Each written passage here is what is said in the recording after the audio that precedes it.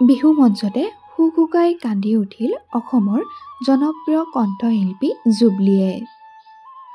পিছে কি কাৰণত কান্দি উঠিল জুবলী, এই সকলোবোৰ আপোনালোকক জনাম। গতিকে ভিডিঅ'টো আৰম্ভণিৰে পৰা শেষলৈকে চাই থাকিব বুলি আশা কৰিলোঁ। লগতে যিসকলে আমাৰ চেনেলটো পোনপ্ৰথমবাৰৰ বাবে চাইছে তেওঁলোকে চেনেলটো প্লিজ ছাবস্ক্ৰাইব কৰি ল'ব। কণ্ঠশিল্পী জুবলীৰ জীৱনলৈ হঠাৎ আহিছে এটা বেয়া খবৰ।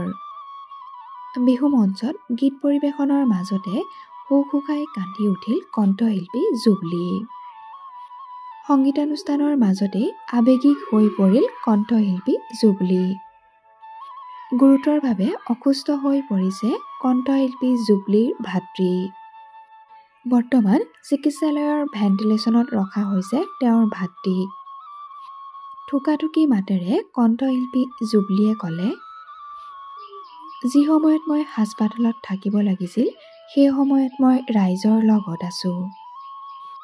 ৰাইজৰ পৰা আশীৰ্বাদ বিচাৰিলে কণ্ঠশিল্পী জুবলীয়ে।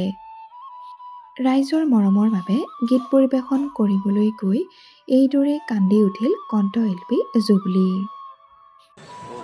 কিন্তু এই মুহূৰ্তত মই তাৰ লগত থাকিব পৰা নাই। ৰাইজক কথা দিছোঁ যে আহিব লাগিব, আহিছোঁ, ইয়াতে গীত পৰিৱেশন কৰিব লাগিব। আমি অনুষ্ঠান কৰিম, আপোনালোকে চিন্তা নকৰিব, ভালকৈ কৰিব চেষ্টা কৰিম।